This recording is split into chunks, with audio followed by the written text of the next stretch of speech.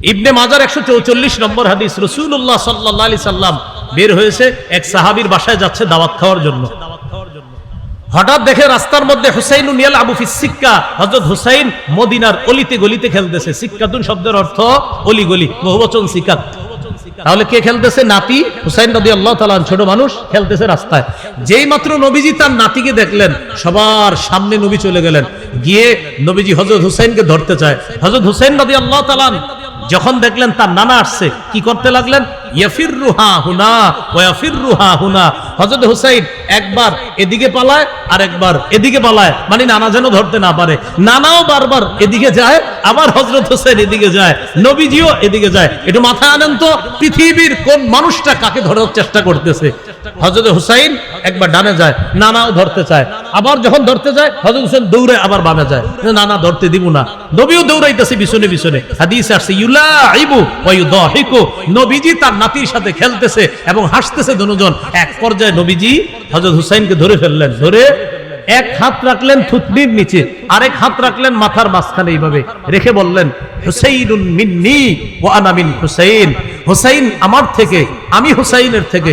আহাব্বাল্লাহু মান আহাব্বা হুসাইনান, আল্লাহ হুসাইনকে যে ভালোবাসলো, আল্লাহ তাকে ভালোবাসে। قال رسول الله صلى الله عليه وسلم كل غلام رهين بعقيقته تذبح عنه يوم سابعه ويحلق رأسه। প্রত্যেক নবজাতক তার আকিকার সাথে আবদ্ধ। সপ্তম দিনে তার পক্ষ থেকে পশু জবাই করা হবে। সপ্তম দিনে শিশুর মাথার চুল মুন্ডন করা হবে। সপ্তম দিনে পশু জবাই করা হবে, সপ্তম দিনে চুল মুন্ডন করা হবে। এক্ষেত্রে আমার দিকে একটু তাকান। 7 দিনের চুলগুলো একটা টিস্যুতে অথবা যেইভাবে পারেন সংরক্ষণ করবেন। করার পর এই চুল স্বর্ণকারের দোকানে নিয়ে যাবেন। যাওয়ার পর এক পাল্লায় শিশুর চুলগুলা রাখবেন, আরেক পাল্লায় রূপা রাখতে হবে। চুল পরিমাণ রূপা আল্লাহর রাস্তায় সদকা করে দেবেন। রাসূলুল্লাহ সাল্লাল্লাহু আলাইহি সাল্লাম ফাতেমা রাদিয়াল্লাহু তাআলা আনহাকে বললেন, ফাতেমা ইহলিকি রাসা, হাসানের মাথার চুল মুন্ডন করো। ওয়া তাসাদ্দাকি বিজিনাতি শা'রিহি ফিদ্দাতান, হাসানের চুল পরিমাণ রূপা আল্লাহর রাস্তায় সদকা করে দিও।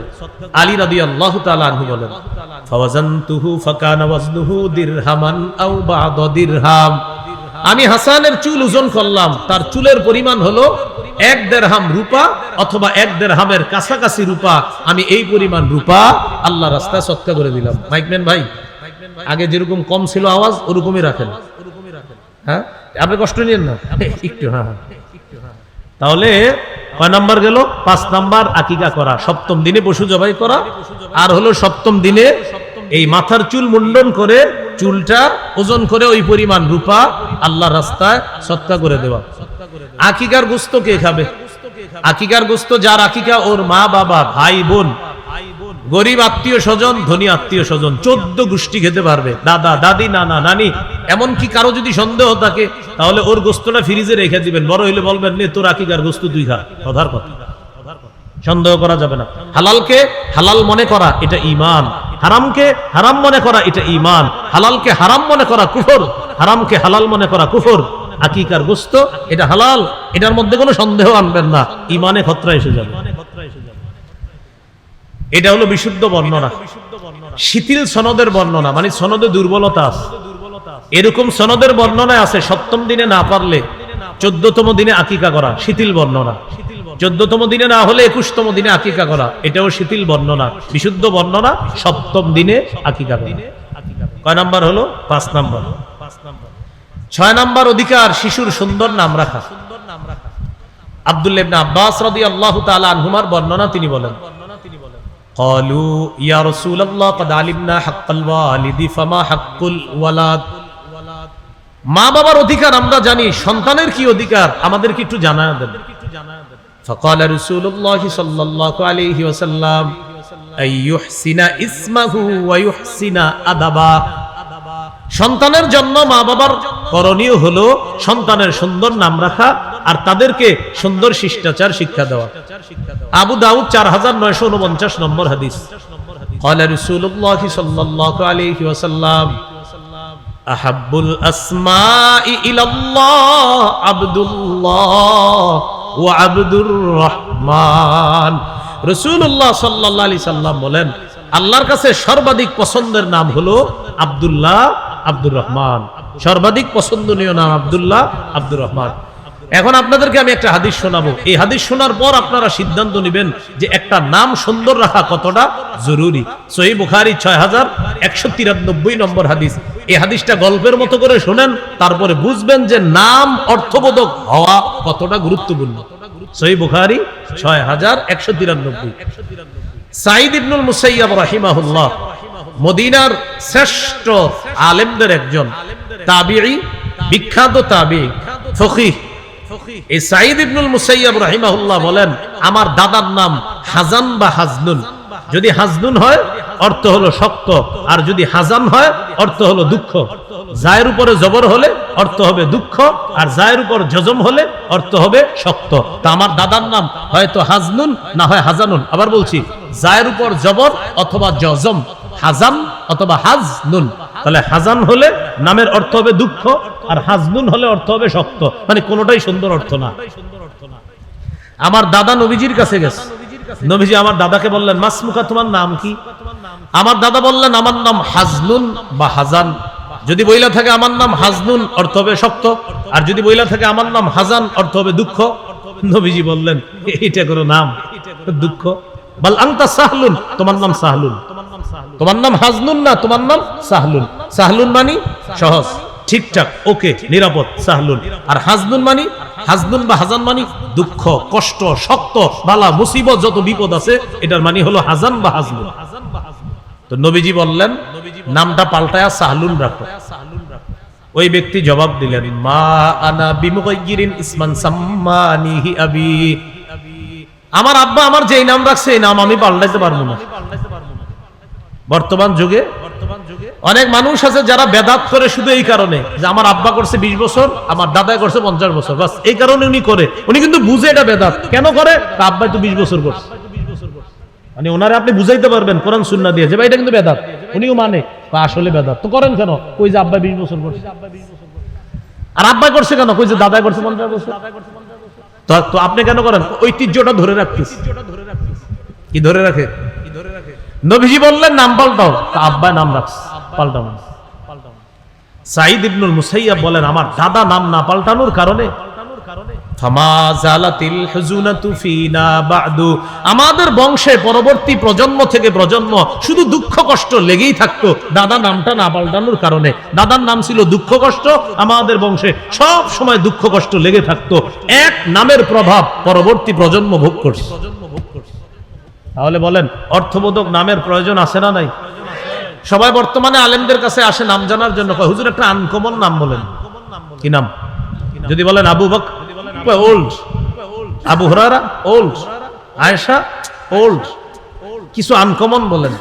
এরকম সবাই আনকমন, মানে সাহাবী সাহাবিয়ার নাম বলতেছেন, ওনার আনকমন নাম দরকার। এমন এমন আনকমন নাম রাখে যেগুলোর অর্থ আপনি কোনো অভিধানেও খুঁজে পাবেন না, কারণ এরকম তো নামই নাই, আপনি অভিধানও পাবেন না। কত নাম্বার গেল? 6। সুন্দর নাম রাখা। 7 নাম্বার, শিশু সন্তানকে উপনামে ডাকা। উপনামে ডাইকা মাঝে মাঝে ওরে খুশি করে দেওয়া। উপনাম কোনগুলা? আবু উমায়ের, আবু তাহের, আবুল কাসেম, এই জাতীয় নামগুলারে বলা হয় উপনাম। আবু দাউদের 4969 নম্বর হাদিস। আনাস রাদিয়াল্লাহু তাআলা আনহু বলেন, নবীজি আমাদের বাসায় আসতেন। আমার একটা ছোট্ট ভাই ছিল, আমার ভাইয়ের একটা পাখি ছিল, ও পাখিটার সাথে খেলাধুলা করত। আমার ভাইয়ের পাখিটা মারা গেছে। নবীজি আমাদের বাসায় আসলেন, আসার পর দেখলেন রাআহু হাজিনা, আমার ভাইয়ের মনটা খারাপ। রাসূলুল্লাহ সাল্লাল্লাহু আলাইহি সাল্লাম বললেন, মা শানুহু, ওর কি হইছে? পরিবারের লোকেরা জবাব দিল, হুজুর মাতা নুগরুহু, তার পাখিটা মারা গেছে। রাসূলুল্লাহ সাল্লাল্লাহু আলাইহি সাল্লাম বললেন, ইয়া আবা উমাইর মা ফাআলান নুগাইর। ও আবু উমাইর, ছোট্ট পাখিটা কি করলো? এটার কি হলো? এটা কোথায়? কি করলো? ছন্দের মতো নবী বললেন, ইয়া আবা উমাইর মা ফাআলান নুগাইর। এইভাবে তার নামের সাথে মিলিয়ে ওই পাখির নামটা বলার কারণে ওই বাচ্চাটার মন খুশি হয়ে গেছে, আল্লাহ নবী তারে খুশি করে দিয়েছে। দেখেন কিভাবে মিলছে। ইয়া আবা উমাইর, এটা হলো ওই শিশুর উপনাম। নবী বললেন, ও আবু উমাইর। পরে বলতেছে, মা ফাআলান নুগাইর, ছোট্ট পাখিটা কি করলো? এটা কোনো কাজ করলো? মারা গেল, তোমার সাথে খেলে না। আর ও হাসি দিয়ে দিস, খুশি হয়ে গেল, ওর পাখি মারা গেছে। তো নবীজি তার এটা বইলা তার সাথে একটু রাসূল সাল্লাল্লাহু আলাইহি সাল্লাম মিজাহ করলেন। হাদিসে আসছে মিজাহ। মিজাহ মানে নবীজি সত্য রসিকতা করতেন। সত্য মানে নবীজির রসিকতায় কখনো কোনো মিথ্যা ছিল না। নবীজি বাস্তবিক অর্থেই মানুষকে মাঝে মাঝে হাসাইতেন, সত্য কথা বলতেন। কত নাম্বার গেল? 7 নাম্বার গেল। অধিকার নাম্বার 8, এই শিশুরে হাঁটা শিখাইতে গিয়ে তার হাঁটুতে কষ্ট দেওয়া যাবে না। হাঁটা শিখে না তো, হাঁটা শিখাইতে গিয়ে মাশাআল্লাহ আপনি বারবার ও পাকায় পড়তেছে, বারবার যেন না পড়ে। ওরে হাঁটা শিখান নরম জায়গায়, মাটিতে হাঁটা শিখান। এখন তো সবার পাকার ঘরে হাঁটা শিখাইতে গিয়ে ও বারবার হাঁটুতে আঘাত পাইতে পারে। আবু দাউদ 1109 নম্বর হাদিস। রাসূলুল্লাহ সাল্লাল্লাহু আলাইহি সাল্লাম খুতবা দিতেছে মসজিদের মধ্যে। খাতাবানা রাসূলুল্লাহ সাল্লাল্লাহু আলাইহি ওয়াসাল্লাম ফাআকবালাল হাসান ওয়াল হুসাইন রাদিয়াল্লাহু তাআলা আনহুমা। রাসূলুল্লাহ সাল্লাল্লাহু আলাইহি সাল্লাম খুতবা দিতেছে, ওই মুহূর্তে মসজিদে হাসান হুসাইন রাদিয়াল্লাহু আনহুমা প্রবেশ করছে, মানে নবীজির দুই নাতি। সাহাবায়ে কেরাম বলেন, নবীজির এই দুই নাতিরে দেখে আমাদের কাছে মনে হলো কান্নাহুমা রাইহানাতায়া ফিল জান্নাহ, যেন জান্নাতের দুটি গোলাপ মসজিদে প্রবেশ করছে। তো হাসান হুসাইন রাদিয়াল্লাহু আনহুমা যখন প্রবেশ করছে, এখন আপনাদেরকে একটু পরীক্ষা করি, যিনি খুতবা দেয় মুসল্লিরা সবাই কার দিকে তাকায় থাকে? খতিব সাহেবের দিকে। তো পৃথিবীর শ্রেষ্ঠ খতিব খুতবা দিতেছে আর শ্রেষ্ঠ মুসল্লিরা খুতবা শুনতেছে। সুবহানাল্লাহ। আর জান্নাতের যুবকদের দুই সর্দার মসজিদে ঢুকছে। জান্নাতের যুবকদের দুই সর্দার মসজিদে ঢুকছে। তো তারা ঢুইকা, ছোট মানুষ তো, ইয়াসুরান ওয়া ইয়াকুমান, বারবার মাটিতে পড়তেছে আর দাঁড়াইতেছে, মাটিতে পড়তেছে আর দাঁড়াইতেছে। নবীজি খুতবা দিতেছে, খুতবা বন্ধ করে দিছে। নাজালা, নবীজি মিম্বর থেকে নামলেন। আখাযাহুমা, দুই নাতিকে এইভাবে জড়ায়া কোলে নিলেন। সাইদা বিহিমাল মিম্বার, দুই নাতিকে কোলে নিয়ে মিম্বরে গিয়ে বাকি খুতবা শেষ করলেন। হাঁটুতে যেন কষ্ট না পায়, তাদেরকে এই কষ্ট দেওয়া থেকে আল্লাহ রাসূল রক্ষা করে শিশুর অধিকার প্রতিষ্ঠিত করলেন। ওই বারবার পড়ে যাচ্ছে, নবীজি হাদিসের শেষে বলেন, লাম আসবির, আমি সহ্য করতে পারি নাই, ওরা বারবার পড়ে যাচ্ছিল, তাই খুতবা বন্ধ করে ওদেরকে নিয়ে এরপর আমি খুতবা শেষ করছি। তাহলে আমরা শিশুকে যখন হাঁটা শিখাবো, ও যখন হাঁপুর পাড়া শিখে, বর্তমানে পাকার ঘর সবার দেখবেন, ওই কিছু সাপোর্ট দিয়েন হাঁটুর মধ্যে, না হয় কিন্তু আপনার ওই কাটা বা ছোট্ট ছোট্ট কাচের কিছু ওর হাঁটুতে সমস্যা হতে পারে। কত নাম্বার গেল? 8। 9 নাম্বার, শিশুর জামার কালারের ক্ষেত্রে সতর্কতা অবলম্বন করা, বিশেষ করে ছেলে শিশুর। কোন শিশু? মেয়েদের কালারে ছাড় আছে, ছেলেদের কালারে সচেতন হতে হবে। মেয়েদের কালারে একটু ছাড় আছে, কিন্তু ছেলেদের কালার সচেতন হতে হবে। নাসাইর হাদিস 5316 নম্বর হাদিস, আব্দুল্লাহ ইবনে আমর রাদিয়াল্লাহু তাআলা আনহুমার বর্ণনা, তিনি বলেন, রাআহু রাসূলুল্লাহ সাল্লাল্লাহু আলাইহি ওয়াসাল্লাম ওয়া আলাইহি সাওবান মুআসফারান। নবীজি আব্দুল্লাহ ইবনে আমরকে দেখলেন, তার শরীরে কুসুম রঙের দুটি জামা। কোন রং? কুসুম রঙের দুটি জামা। ফাকাল রাসূলুল্লাহ সাল্লাল্লাহু আলাইহি ওয়াসাল্লাম হাযিহি সিয়াবুল কুফফারি ফালা তালবাসহা। নবীজি বললেন, এগুলা কাফেরদের পোশাক, এগুলা আর পরবা না, খোলো, এগুলা কাফেরদের পোশাক, এগুলা খোলো। তাহলে পোশাকের ক্ষেত্রে সচেতনতা অবলম্বন করা, যেই সেই পোশাক না পরানো। কত গেল? 9 নাম্বার। 10 নাম্বারটা আপনার একটু আমার সাথে বলতে হবে, কষ্ট নেবেন না তো? বলেন সবাই, বলেন, শৈশব থেকে এমন পোশাকে অভ্যস্ত করা, সতর ঢেকে রাখে। তাহলে 10 নাম্বার অধিকার শিশুর, শৈশব থেকে এমন পোশাকে অভ্যস্ত করা যেই পোশাক সতর ঢেকে রাখে। 1.5-2 বছরের একটা শিশু দেখবেন, ও যখন প্যান্ট পরে, ওর যদি হাঁটুটা ঢাকা থাকে, ও লম্বা হয় মাশাআল্লাহ, আর ওর প্যান্টটা ছোট হয়, ও খালি প্যান্ট টানতে থাকে হাঁটু ঢাকার জন্য। এর মানে ওর মস্তিষ্কে আল্লাহ বসায়া দিছে যে এতদিন তো আমার হাঁটু ঢাকা ছিল, হঠাৎ হাঁটুটা খোলা কেন? শুকরিয়া আদায় করবেন যে আমার রব আমার সন্তানের মস্তিষ্কে এটা বসায়া দিছে যে একজন মুসলমানের সন্তান মুসলমান, ওর হাঁটু ঢেকে রাখতে হবে। যদি ওর এখনো গুনাহ শুরু হয় নাই, কিন্তু ওর মাথায় এটা ঢুকে গেছে। তাহলে 10 নাম্বারটা গুরুত্বপূর্ণ। হ্যাঁ, শৈশব থেকে এমন পোশাকে অভ্যস্ত করা যেই পোশাক সতর ঢেকে রাখে। সূরা আরাফ 26 নম্বর আয়াতে আল্লাহ বলেন, ইয়া বানি আদম কদ আনজালনা আলাইকুম লিবাসা ইউয়ারি সাওআতিকুম ওয়ারিশা। হে আদম সন্তান, আমি তোমাদেরকে এমন পোশাক দিলাম যে পোশাক তোমাদের সতর ডেকে রাখে, যে পোশাক সৌন্দর্যতার কারণ। লিবাসুত তাকওয়া যালিকা খায়র। তাকওয়ার পোশাক সর্বোত্তম পোশাক, তাকওয়ার পোশাক সর্বোত্তম পোশাক। কত গেল? 10। 11 নাম্বার, সাদা পোশাকে অভ্যস্ত করা। সাদা পোশাক সর্বোত্তম পোশাক। সাদা পোশাক সর্বোত্তম, অন্য কালারও ঠিক আছে, কিন্তু সাদা পোশাক সর্বোত্তম পোশাক।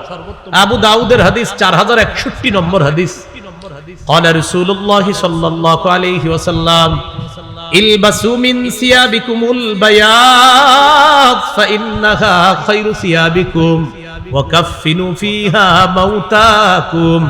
রাসূলুল্লাহ সাল্লাল্লাহু আলাইহি ওয়াসাল্লাম বলেন, তোমরা তোমাদের পোশাকের মধ্যে সাদা পোশাক পরবা, কেননা সাদা পোশাক সর্বোত্তম পোশাক।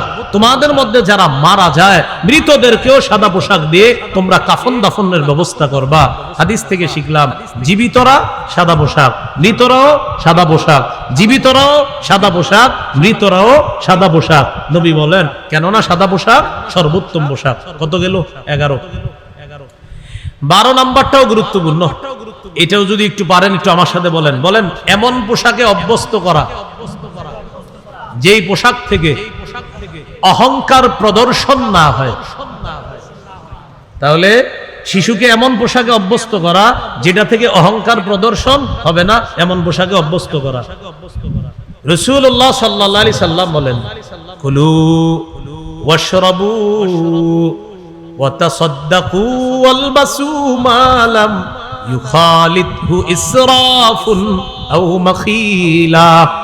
রাসূলুল্লাহ সাল্লাল্লাহু আলাইহি সাল্লাম বলেন, তোমরা খাও, তোমরা পান করো, তোমরা দান করো, তোমরা পোশাক পরিধান করো, যতক্ষণ অপচয় এবং অহংকারের কারণ না হয়। পানাহার করো, অপচয় করো না, অহংকারী যেন না হও।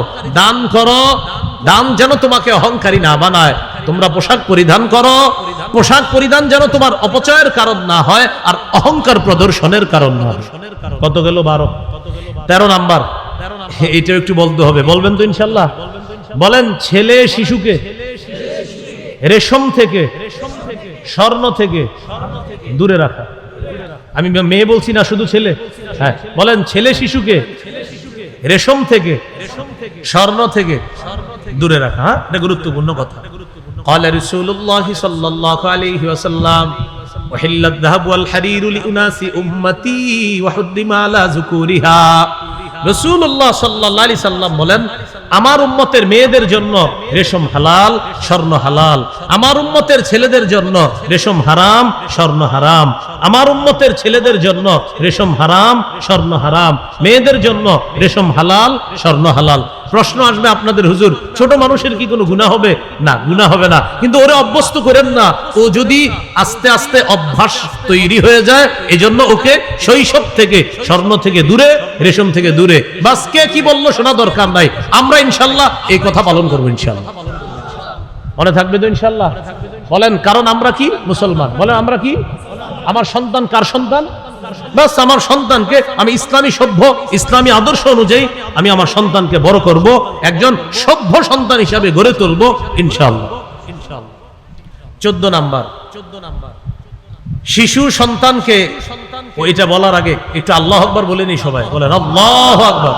আবার আবার। আমাদের নবী আমাদেরকে জুতা পরাও শিখিয়ে দিয়েছে, এই জন্য আল্লাহু আকবার বলছি। কেন আল্লাহু আকবার বললাম? আশ্চর্য যে এমন নবী, যেই নবী জুতা পরাও শিখিয়ে দেন। কি পরা? হ্যাঁ, মানে আপনি জুতা পরবেন কেমনি, এটাও শিখিয়ে দিন। قال رسول الله صلى الله عليه وسلم لا تمشي في نعل واحد। নবী বলেন, এক পায়ে জুতা পরে হাঁটবা না। শিশুকে এক পায়ে জুতা পরা শিখাবো না, হয়তো 2 পা খোলা রাখবে, না হয় 2 পা ঢাকা রাখবে। বুখারীর বর্ণনা, লিউনইলহুমা জামিআ আও লিয়হফিহিমা জামিআ, এটা হলো বুখারীর বর্ণনা। আর প্রথম যে অংশটা বললাম লা তামশি ফি নালিন ওয়াহিদ, এটা আবু দাউদ নাসাইতে আছে। আর লিয়হফিহিমা জামিআ, লিউনইলহুমা জামিআ, এটা বুখারীর বর্ণনা। হয়তো দুই পায়ে জুতা রাখবে, না হয় দুই পা খোলা রাখবে। শিশুর এক পায়ে জুতা, আরেক পা যদি খোলা থাকে শিশু অ্যাক্সিডেন্ট করবে, বারবার বারবার পড়ে যাবে। আমার নবী আমাদেরকে অনেক মায়া করে, উম্মত এক পায়ে জুতা রেখে যদি চলো, আরেক পা খোলা রাখলে তুমি অ্যাক্সিডেন্ট করতে পারো, তোমার কষ্টে আমি নবী ব্যথা পাই। 11 পারা 6 নম্বর পৃষ্ঠা আল্লাহ এটাই বলছে, আজিজুন আলাইহিমা আনিতুম, আজিজুন আলাইহিমা আনিতুম। এটার অর্থ কি জানেন? এই যে দেখেন, এই যে আমি একটু ব্যথা পাইলাম না, আল্লাহ বলে তোমরা ব্যথা পাইলে নবী কষ্ট পায়। আল্লাহ তাআলা বলেন আজিজুন আলাইহিমা আনিতুম, তোমরা যদি কষ্ট পাও, ব্যথা পাও, এই তোমাদের কষ্টে নবী ব্যথা পায়। আমার উম্মত কেন কষ্ট পায়? আমি ব্যথা পাই। আল্লাহ আমাদেরকে বুঝার তৌফিক দান করেন। তাহলে নবীজি বললেন এক পায়ে জুতা পরবা না। এই হাদিসে আরো কিছু অংশ আছে, ওয়ালা তাশতামিলিস সাম্মা, এক কাপড়ে পুরো শরীর ঢাকবা না। আপনার সামর্থ্য আছে, সামর্থ্য থাকার পরও এক কাপড়ে পুরো শরীর না ঢাইকা আরো কিছু কাপড় রাখা শরীরে। আরেকটা অংশ আছে এই হাদিসের শেষে, ওয়ালা তাদা ইহদা রিজলাইকা আলাল উখরা ইদা ইসতালকাইতা, তুমি যখন চিত হয়ে শুইবা এক পায়ের উপর আরেক পা রাখবা না। এই ভুলটা আমরা অনেকে করি, এইভাবে চিত হয়ে শুয়া পায়ের উপর পা নাড়াই, আসেনি? এটা নিষেধ করছে নবীজি, যখন চিত হয়ে শুইবা এক পায়ের উপর আরেক পা রাখবা না। শিশু যদি এইভাবে এক পায়ের উপর আরেক পা রাখে, সরাইয়া দিবেন, পা সরাইয়া দিবেন। এটা কি হলো? চিত হওয়া। উপর হয়ে যদি শোয়া, এটা আমাদেরও নিষেধ, উপর হয়ে শোয়া সবার নিষেধ। শিশু যদি উপর হয়ে শুয়ে থাকে, ওরে উপর হওয়া থেকে তাড়াতাড়ি কাত করে দিবেন অথবা চিত করে দিবেন, কারণ উপর হয়ে শোয়া হাদিসে আসছে এটা জাহান্নামীদের শোয়া। তাহলে বলেন উপর হয়ে শোয়া এটাও নিষেধ, কারণ এটা জাহান্নামীদের শোয়া। আর চিত হয়ে শোয়া, শোয়ার পর এই পায়ের উপরে পা রাখা এটা নিষেধ। চিত হয়ে শোয়াটা নিষেধ না, তো পায়ের উপর পা রাখা চিত হয়ে এটা নিষেধ। মনে থাকবেন ইনশাআল্লাহ। তাহলে 14 নাম্বার মূল আলোচনা, জুতা। জুতা এক পায়ে জুতা না পরা, হয়তো দুই পায়ে জুতা রাখা, না হয় দুই পা খোলা রাখা। 15 নাম্বার সবকিছু ডান দিক থেকে করার শিক্ষা দেওয়া, ডান দিক থেকে। সহিহ বুখারী 168 নম্বর হাদিস আছে, আয়েশা সিদ্দিকা রাদিয়াল্লাহু তাআলা আনহার বর্ণনা, তিনি বলেন, কানা রাসূলুল্লাহ সাল্লাল্লাহু আলাইহি ওয়াসাল্লাম ইউজিবুহু আত-তায়াম্মুনু ফিত তানাউলি ওয়াত তারাজ্জুলি ওয়া তুহুরিহি ওয়া ফি শানিহি কুল্লি। রাসূলুল্লাহ সাল্লাল্লাহু আলাইহি সাল্লাম জুতা পরা ডান দিক থেকে পছন্দ করতেন। তারাজ্জুল অর্থ হলো মাথা আছড়ানো, ডান দিক থেকে পছন্দ করতেন। তুহুরিহি মানে হলো পবিত্রতা অর্জন করা, ডান দিক থেকে পছন্দ করতেন। ওয়া ফি শানিহি কুল্লিহি অর্থ সব কিছু তিনি ডান দিক থেকে পছন্দ করতেন। শিশুকে যখন কিছু দিবেন, বাম হাত দিলে বলবেন না না, পরে ও ডান হাত দিবে, এটা দিবেন। আবার আরেকদিন কিছু দিবেন, ও বাম হাত দিবে, আপনি দিবেন না, ডান হাত। দেখবেন ও একদিন এমন করবে, ও নিজে মাথা নাড়াবে, না না না, ও একদিন আপনার কাছে এরকম করবে, পরে ও নিজে মাথা নাড়াবে। এটা এর মানে আল্লাহ আপনার শিশুর মস্তিষ্কে ঢুকিয়ে দিয়েছে ডান, এটার কতটা গুরুত্ব বামের চাইতে আপনার শিশুর মস্তিষ্কে আল্লাহ বসায় দিচ্ছে। কত নাম্বার গেল? 15। 16 নাম্বার শিশুকে তাওহীদ শিক্ষা দেওয়া। বিসমিল্লাহ। কি শিক্ষা দেওয়া? তাওহীদ। আল্লাহুম্মা লাকাল হামদু ওয়া লাকাশ শুকরু। তাওহীদ কিভাবে শিখাবো একটু আমরাও বলি আল্লাহ এক, অমুখাপেক্ষী, তিনি জন্ম দেন না, তিনি জন্ম নেন না, তার সমকক্ষ কেউ নেই, সকল সৃষ্টি তার মুখাপেক্ষী। তিনি কারো মুখাপেক্ষী নন, সময়ের মুখাপেক্ষী নন, স্থানের মুখাপেক্ষী নন, বরং সৃষ্টি, সময়, স্থান, আরশ, কুরসি সবকিছু আল্লাহর মুখাপেক্ষী। আল্লাহ কারো মুখাপেক্ষী নন। এইভাবে শিশুকে তাওহীদ শিক্ষা দেওয়া। তিরমিজির 2516 নম্বর হাদিস, 2516।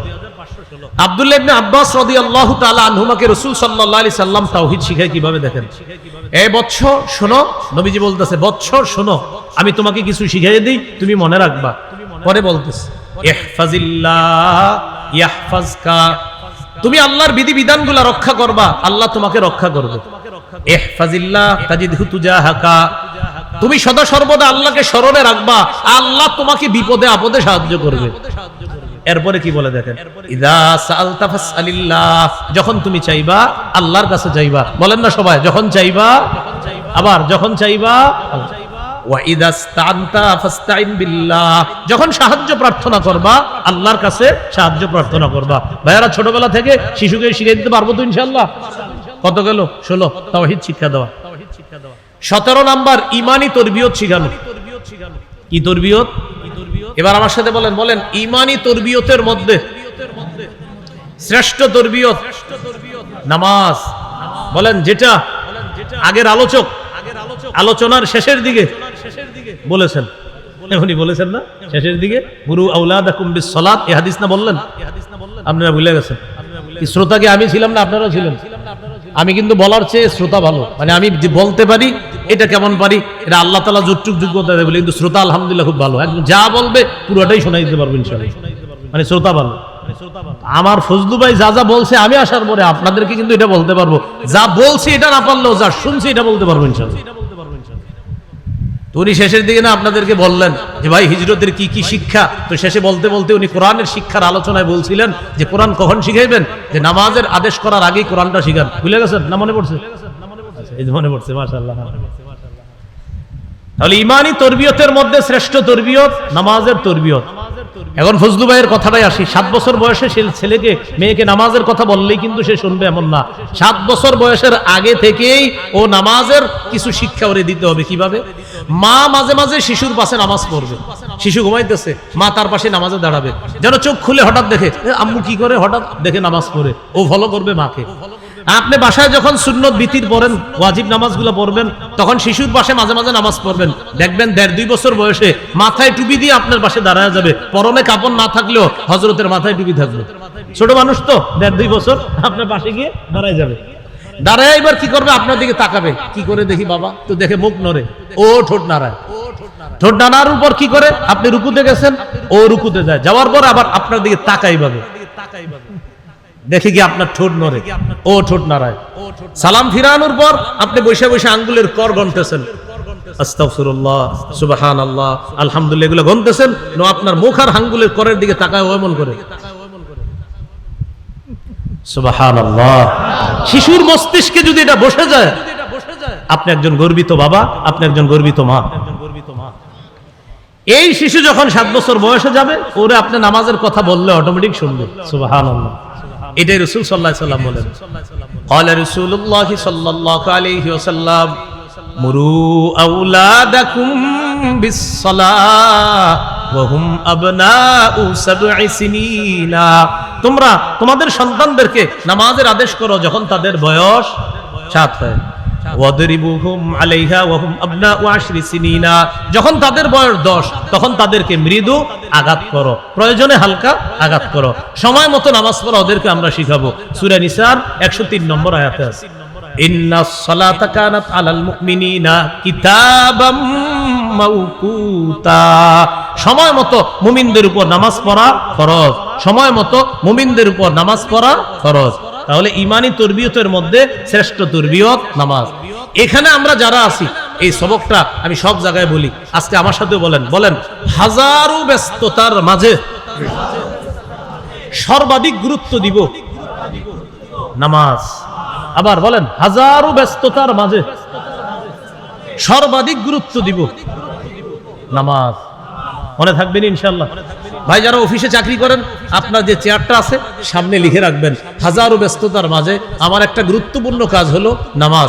চেয়ার টেবিলে যারা পড়াশোনা করেন, স্কুল কলেজ ইউনিভার্সিটি ছাত্র ভাই বোনেরা, আপনারা সামনে লিখে রাখেন, হাজারো ব্যস্ততার মাঝে একটি কাজ সর্বাধিক গুরুত্ব দিতে হবে, সেটা হলো নামাজ।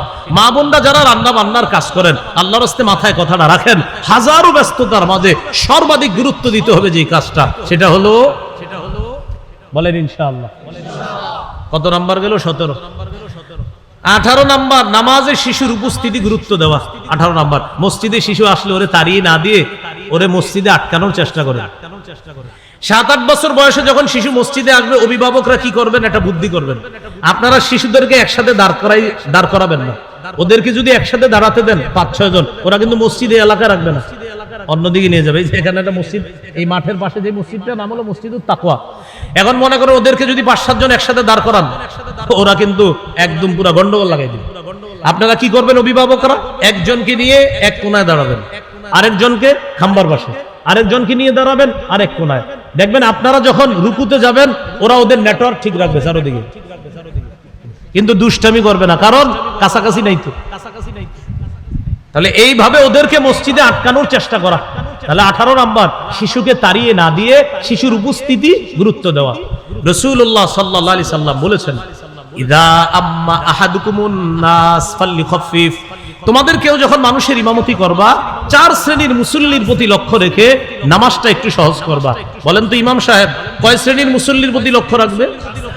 ফাইন্না ফীহি মুদাইফা, মুসল্লিদের মধ্যে 1 নাম্বার আছে দুর্বল মুসল্লি, 2 নাম্বার ওয়াল মারিদা, 2 নাম্বার মুসল্লিদের মধ্যে আরেক শ্রেণীর মুসল্লি অসুস্থ মুসল্লি, 3 নাম্বার ওয়াস সাগীরা, মুসল্লিদের মধ্যে আরেক শ্রেণীর মুসল্লি শিশু মুসল্লি, 4 নাম্বার ওয়াল কাবীরা, মুসল্লিদের মধ্যে আরেক শ্রেণীর মুসল্লি বয়স্ক মুসল্লি, মানে যারা বৃদ্ধ। তাহলে 4 শ্রেণীর দুর্বল মুসল্লিদের সাথে থাকে, দুর্বল, অসুস্থ, শিশু, বৃদ্ধ। তো 4 শ্রেণী তো দুর্বল। দুর্বল যিনি উনি তো এমনি দুর্বল, অসুস্থ যিনি তিনিও দুর্বল, শিশু যিনি সেও দুর্বল, বৃদ্ধ যিনি সেও দুর্বল। নবী বলছেন যখন ইমামতি করবা এই 4 শ্রেণীর মুসল্লির প্রতি লক্ষ্য রেখে নামাজ একটু সহজ করবা। তাহলে বলেন তো 4 শ্রেণীর মধ্যে শিশুর নাম আসেনি? তাহলে কি বোঝা যায় হাদিস থেকে? ইমাম সাহেবরে নবী বলতেছে তাহলে শিশুর জামাতে উপস্থিতি তাড়িয়ে দেওয়া না গুরুত্ব দেওয়া? গুরুত্ব দেওয়া। আল্লাহ মনে রাখার তৌফিক দান করেন। 19 নাম্বার, শিশুকে কোরআনের শিক্ষা দেওয়া। আজকে আপনারা এটা প্রথম বার্ষিক মাহফিল করছেন, আপনাদের প্রতি একটা আবদার থাকবে এই এলাকাবাসীর প্রতি। এই 1000 মাহফিলের চেয়ে গুরুত্ব হলো মসজিদের বক্তব্যের গুরুত্ব বাড়ানো। মসজিদের বক্তব্যের, হ্যাঁ, মসজিদ ভিত্তিক বক্তব্যগুলো আছে না, এগুলোর গুরুত্ব বাড়ানো। কেন? মাদ্রাসা ভিত্তিক বক্তব্যে যারা পড়ে ওরা হয়তো মাওলানা হবে, মুফতি হবে, মুহাদ্দিস, মুফাসসির হবে, কিন্তু মসজিদ ভিত্তিক বক্তব্যে ওই ছেলে পড়বে, ওই মেয়ে পড়বে, যেই ছেলেটা ডাক্তার হবে, যেই মেয়েটা ডাক্তার হবে, যে ছেলেটা ব্যারিস্টার ইঞ্জিনিয়ার হবে, সে কিন্তু মসজিদের বক্তব্য থেকে বিশুদ্ধ কোরআন শিখবে। এই জন্য ব্যাপকভাবে সব মুসলমানের ছেলে মেয়েদের জন্য মসজিদ ভিত্তিক বক্তব্যের গুরুত্ব বাড়াতে হবে, এরকম 100 মাহফিলের চেয়ে বেশি। আমি মাহফিল করতে নিষেধ করি না, কিন্তু এটার 100টা যেমন গুরুত্ব দিবেন এর চেয়ে বেশি গুরুত্ব দিতে হবে এই মসজিদ ভিত্তিক বক্তব্যের। মসজিদুত তাকওয়ার নাম বললাম, আরো হয়তো অনেক মসজিদ আশেপাশে, মসজিদ ভিত্তির বক্তব্য এগুলার গুরুত্ব বাড়ান, মুসলমানের সন্তান বাঁচান, মুসলমানের সন্তান বাঁচান। সব সন্তানগুলা আগে 150-200 ছাত্র ছাত্রী হইতো মসজিদের বক্তব্যে, এখন আপনার সকালবেলা মাইকে ঘোষণা করতে হয় বক্তব্যের ছাত্রছাত্রীরা তোমরা বক্তব্যে চলে আসো, তাও আসে না। এই জন্য এখানে যারা আছেন হয়তো অনেক মসজিদের সভাপতি কমিটিরা আছেন, অনেকে আছেন, ইমাম সাহেবরা আছেন, আপনারা মসজিদ ভিত্তিক বক্তব্যের গুরুত্ব বাড়ান। ফজরের পর হতে পারে, জোহরের পর হতে পারে, অথবা আপনারা যেইভাবে পারেন নেশার পর হতে পারে, এই যেইভাবে পারেন মসজিদ ভিত্তিক কোরআন শিক্ষার গুরুত্বটা বাড়ান। আল্লাহ আমাদেরকে কথাটা গুরুত্ব সহকারে নেওয়ার তৌফিক দান করেন। মসজিদের বক্তব্যে কি পড়ায় হুজুরে? ছোট্ট একটা ব্যাত নিয়ে হামজা লাম জবর আল, হামিম জবর হাম, আল হাম, দাল পেশ দু, আল হামদু, যা তুই যা, এই তুই এদিকে, তো আরেকজনের ঢাইকে পড়ায়, নুন জবর না, সদ জবর স না স, র জবর র না স র, যা তুই যা। আব্দুর রহিম এদিকে পড়, বা জবর বা, শিন জবর শাহ, বাসা, র 2 পেশ রুন, বাসারুন। জানেন যে পড়ছে আর যে পড়াচ্ছে তিরমিজি 2909 নম্বর হাদিস, 2910 নম্বর হাদিস, সহিহ বুখারী। রাসূল সাল্লাল্লাহু আলাইহি সাল্লাম বলেন, খায়রুকুম মান তাআল্লামাল কুরআন ওয়া আল্লামা, কোরআন যে শিখছে আর যে শিখাইতেছে আমি নবী তোমাদেরকে সর্বোত্তম বলে ঘোষণা করলাম। তাহলে হামজা লাম জবর আল, হামিম জবর হাম, এটা শুনে আপনি ভাববেন না বক্তব্যের হুজুর, না না, নবী বলছেন সর্বোত্তম। কি উত্তম? আর সবাই বলেন কি উত্তম? গুরুত্ব, গুরুত্ব, গুরুত্ব দিতে হবে। তাহলে ভাইয়েরা কোরআন শিক্ষার গুরুত্ব প্রতিটা এলাকায় এলাকায় কোরআন শিক্ষার গুরুত্ব বাড়াতে হবে, প্রতিটা এলাকায় ইনশাআল্লাহ। আয়োজনে কারা? যুবকরা নাকি সবাই? এই যুবকদেরকে আমি আবদার করে যাব মসজিদ ভিত্তিক বক্তব্যের গুরুত্ব বাড়ান, অথবা মসজিদের পাশে হতে পারে যে হুজুর এই বক্তব্যটা শুধু ছাত্ররা মাদ্রাসা ছাত্র পড়বে এমন না, এলাকার সব শিশু ছেলে মেয়ে যারা সবাই বক্তব্য পড়তে পারবে এমন একটা বক্তব্য হতে হবে। আল্লাহ আমাদেরকে কথাগুলো মনে রাখার তৌফিক দান করেন। যাদের টাকা পয়সা কম আছে শিশুদের মধ্যে, ওদের জন্য ফ্রি কোরআন শিক্ষার ব্যবস্থা করতে হবে। বাস, এই যুবকরা যারা আজকে মাহফিলের আয়োজন করছেন টাকা পয়সা খরচ করেই করছেন, আপনারা টাকা পয়সা খরচ করে ওরকম বক্তব্যের ব্যবস্থা করবো ইনশাআল্লাহ। আপনাদের প্রতি একটা আবদার রেখে গেলাম, এখানে এই যে ভাইদের মাধ্যমে আসছি তাদেরকে আমি বলে গেলাম আল্লাহর হস্তে এই উদ্যোগটা আপনারা নেবেন, আল্লাহ তৌফিক দান করেন। তাহলে 19 নম্বর গেল শিশুকে কোরআন শিক্ষা দেওয়া। 20 নাম্বার শিশুর সাথে খেলাধুলা করা। সুবহানাল্লাহ। এমন এক হাদিস শোনাই, দেখেন কে কার সাথে খেলতেছে। ইবনে মাজার 144 নম্বর হাদিস, রাসূলুল্লাহ সাল্লাল্লাহু আলাইহি সাল্লাম বের হয়েছে, এক সাহাবীর বাসায় যাচ্ছে দাওয়াত খাওয়ার জন্য। হঠাৎ দেখে রাস্তার মধ্যে হুসাইনুন ইয়ালআবু ফিস সিক্কা, হযরত হুসাইন মদিনার অলিতে গলিতে খেলতেছে। সিক্কাতুন শব্দের অর্থ অলি গলি, বহুবচন সিকাত। তাহলে কে খেলতেছে? নাতি হুসাইন রাদিয়াল্লাহু তাআলা, ছোট মানুষ খেলতেছে রাস্তায়। যেই মাত্র নবীজি তার নাতিকে দেখলেন, সবার সামনে নবী চলে গেলেন, গিয়ে নবীজি হযরত হুসাইনকে ধরতে চায়। হযরত হুসাইন রাদিয়াল্লাহু তাআলা যখন দেখলেন তার নানা আসছে, কি করতে লাগলেন? ইয়াফিরুহা হুনা ওয়া ইয়াফিরুহা হুনা। হযরত হুসাইন একবার এদিকে পালায় আর একবার এদিকে পালায়, মানে নানা যেন ধরতে না পারে। নানাও বারবার এদিকে যায়, আবার হযরত হুসাইন এদিকে যায়, নবীজিও এদিকে যায়। একটু মাথায় আনেন তো, পৃথিবীর কোন মানুষটা কাকে ধরার চেষ্টা করতেছে? হযরত হুসাইন একবার ডানে যায়, নানাও ধরতে চায়, আবার যখন ধরতে যায় হযরত হুসাইন দৌড়ে আবার বামে যায়, নানা ধরতে দিব না। নবীও দৌড়াইতেছে পিছনে পিছনে। হাদিসে আসছে ইউলাইবু ওয়া ইউদাহিকু, নবীজি তার নাতির সাথে খেলতেছে এবং হাসতেছে দুজন। এক পর্যায়ে নবীজি হযরত হুসাইনকে ধরে ফেললেন, ধরে এক হাত রাখলেন থুতনির নিচে, আরেক হাত রাখলেন মাথার মাঝখানে, এইভাবে রেখে বললেন, হুসাইনুন মিন্নি ওয়া আনা মিন হুসাইন, হুসাইন আমার থেকে, আমি হুসাইনের থেকে। আহাব্বাল্লাহু মান আহাব্বা হুসাইনান, আল্লাহ হুসাইনকে যে ভালোবাসলো, আল্লাহ তাকে ভালোবাসে। তাহলে শিশুর সাথে কি করা? খেলাধুলা করা। বর্তমানে বাবা যারা, এরা তো সময় পায় না খেলাধুলার শিশুর সাথে, কারণ যে এক বাক্স হাতে আছে এটার কারণে সময় পায় না। মানে টিস্যুর বাক্স না, টিস্যুর বাক্সই, এই টিস্যুর বাক্সের কারণে সুযোগ পায় না নাকি? এমন এক বাক্স পাইছে, উনি অফিস থেকে এসে ব্যস্ত, বারান্দায় চলে যায়, দরজা টরজা লাগায়, ডিস্টার্ব করো না কেউ, খুব ব্যস্ত উনি। শিশুর সাথে খেলবেন, এই জিনিসটা বাসায় আসার পর ডয়ারে রেখে দেন, ওর সাথে খেলেন। কত গেল? 20। 21 নম্বর, শিশুকে ভালোবাসা। সহিহ বুখারীর বর্ণনা 5884 নম্বর হাদিস। ধৈর্য হারা হয় না, এই কিছুক্ষণের মধ্যে শেষ করে দিব ইনশাআল্লাহ। রাসূলুল্লাহ সাল্লাল্লাহু আলাইহি সাল্লাম বাজার থেকে আসছে, আসার পরে নবীজি বললেন, আইনা লুকা। বুখারীর 5884, আইনা লুকা বললেন। লুকা শব্দের অর্থ হলো হ্যাংলা পাতলা শিশু। নবীজি বললেন, আমার হ্যাংলা পাতলা ভাইটা কই? ভাই মানে আমার হ্যাংলা পাতলা ওই শিশু কই? মানে হাসান কোথায়? হযরত হাসান রাদিয়াল্লাহু তাআলা আনহু দেখতে হ্যাংলা পাতলা ছিলেন। হ্যাংলা পাতলার আরবি হলো লুকা। তো নবীজি বললেন, আইনা লুকা, লুকা কোথায়? লুকা মানে হ্যাংলা পাতলা শিশুরা কোথায়? হযরত হাসান আসলেন। আসার পরে নবীজি তাকে ইলতাজামাহু, জড়ায়া ধরলেন, জড়ায়া ধরে বললেন, আল্লাহুম্মা ইন্নী উহিব্বুহু, আল্লাহ হাসানকে আমি খুব ভালোবাসি। ফাহিব্বা, আল্লাহ আপনিও হাসানকে ভালোবাসেন। ও আহিব্বা মাই ইউহিব্বু, আল্লাহ আমার হাসানকে পৃথিবীর যে ভালোবাসবে আপনি তাকে ভালোবাসেন। আবু হুরায়রা রাদিয়াল্লাহু তাআলা এই হাদিসের বর্ণনাকারী, তিনি বলেন, নবীজি দুনিয়া থেকে বিদায় নেওয়ার পর আমার কাছে হযরত হাসানের চাইতে এত প্রিয় আর কেউ ছিল না। কারণ নবীজি আল্লাহরে বলছে, আল্লাহ আমার হাসানকে যে ভালোবাসবে আপনি তাকে ভালোবাসবেন। তাই আমি আবু হুরায়রা হাসানকে খুব ভালোবাসতাম আল্লাহর ভালোবাসা পাওয়ার জন্য। কত গেল? 21। 22 নম্বর, শিশু সন্তানকে রানে বসানো। রানে, রানে সবাই বলেন কোথায়? কি আজীব কথা শুনতেছেন? না, আমি তো প্রত্যেকটাতে দলিল দিব ইনশাআল্লাহ, আজীব না, সব খোলা কোরআন হাদিসে আছে। রানে, রানে বসানো, রানে। সহিহ বুখারী 6003 নম্বর হাদিস। রাসূলুল্লাহ সাল্লাল্লাহু আলাইহি সাল্লামের এক নাতিকে বসাইলেন এক রানে, আরেক নাতিকে আরেক রানে। হাদিসের বর্ণনাকারী উসামা ইবনে যায়েদ রাদিয়াল্লাহু তাআলা। মনে রাখবেন, হযরতে উসামা নবীজির পালক পুত্র যায়েদ বিন হারেসার ছেলে, সেই হিসাবে নবী হয় উসামার দাদা। আরেক রানে বসাইলেন হযরত হাসানকে, তিনি হলেন নবীজির মেয়ের ঘরের নাতি, সেই হিসাবে নবী হয় নানা। তাহলে এক রানে দাদার নাতি বসছে, আরেক রানে নানার নাতি বসছে। তাহলে 2 রানে 2 নাতি। এক নাতির নবী সম্পর্কে হয় দাদা, আরেক নাতির কি হয়? নানা।